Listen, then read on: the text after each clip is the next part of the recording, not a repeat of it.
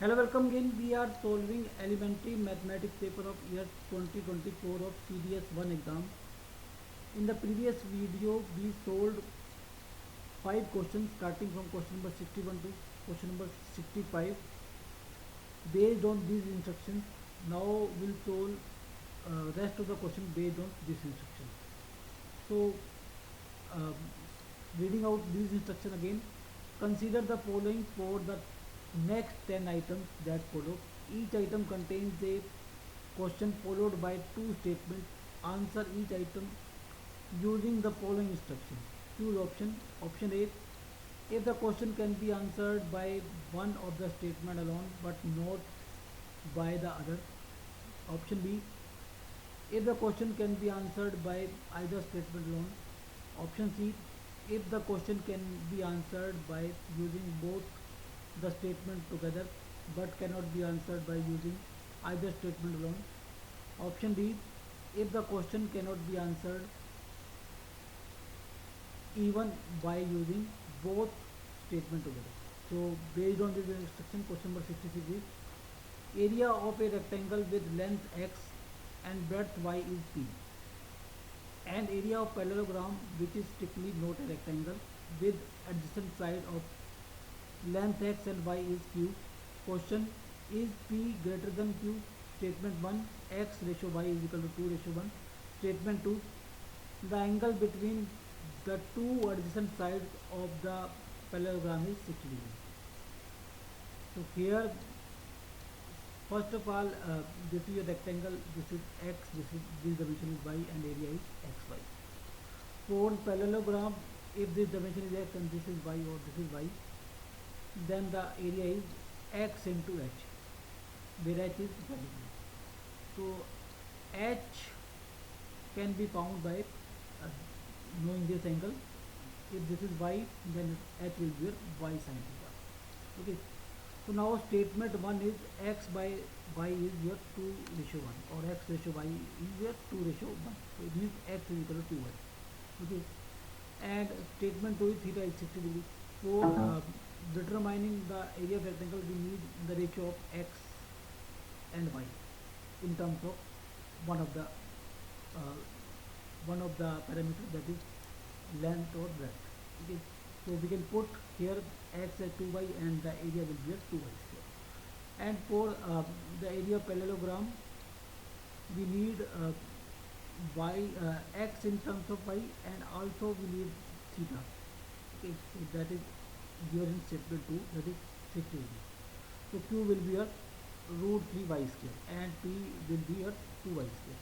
So now we can conclude that p is greater than q because it is 2y square and this is root 3y square. Okay. So both statements are required to answer the question, statement 1 as well as statement 2. So answer is option C. Okay. So answer is option C. C is the question can be answered using both the statement together but cannot be answered by using either statement alone.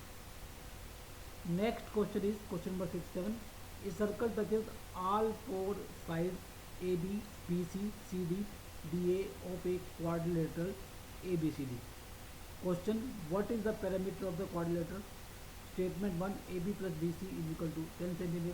Of statement 2, AD plus BC is equal to 10 cm.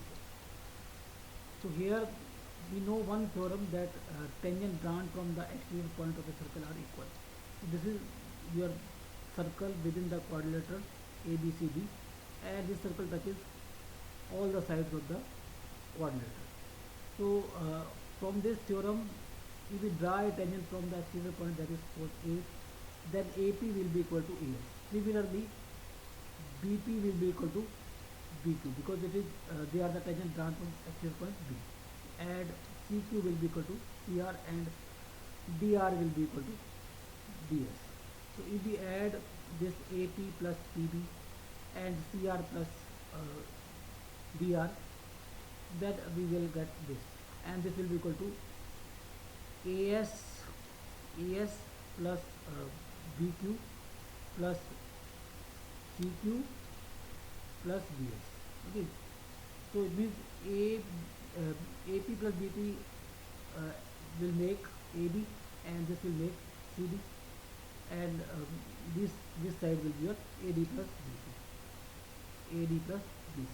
So if a circle touching the quadrilateral at all sides, then this is the condition. AB plus CD is equal to AD plus BC. AB plus CD is equal to this and this. Okay.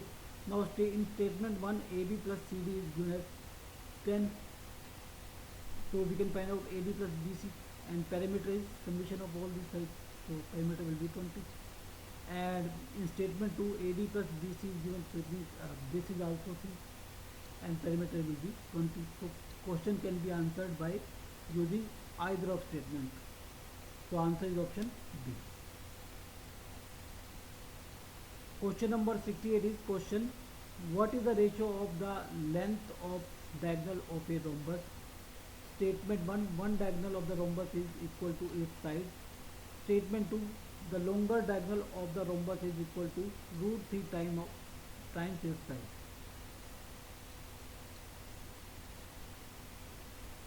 So this is your rhombus, and suppose it has side of dimension x, and it is given that one of the diagonal is equal to the side, suppose BD is equal to x. Okay, and we know that the diagonals bisect each other in rhombus, so so DO will be your x by 2, and this is x by 2, this is x, so OC will be your root 3 x by 2 using Pythagoras theorem, and AC is double of it, this is root 3x.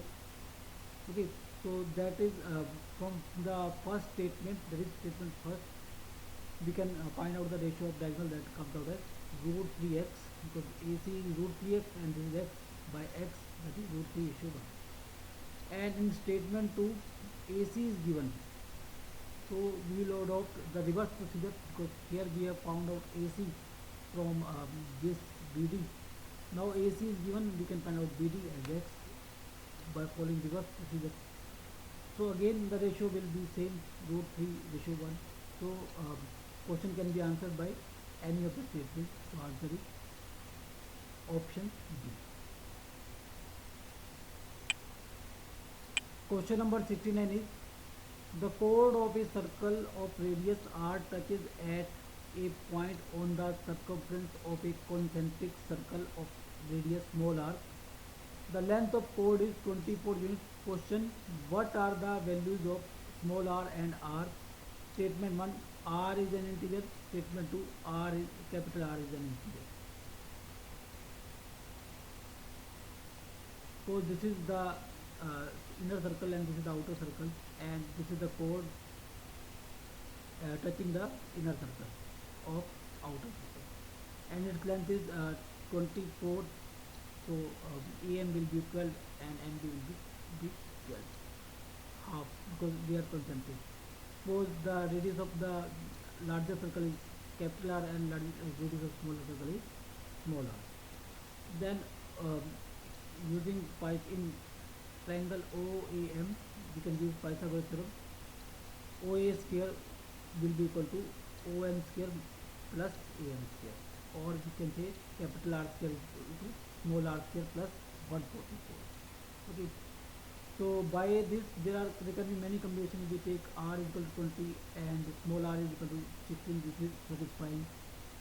And if we take r is equal to 13 and small r is equal to 5, it is also satisfying this condition. So there can be many answers. So the question cannot be answered by using both the statements. So answer is B. Question number 70 is: PQRS are the midpoints of sides AB, BC, CD, DA respectively of a quadrilateral ABCD. Question: what is the difference in the area of the quadrilateral ABCD and the area of quadrilateral PQRS? Statement 1, area of quadrilateral ABCD is 100 square units, and statement 2, area of quadrilateral PQRS is 50 square units.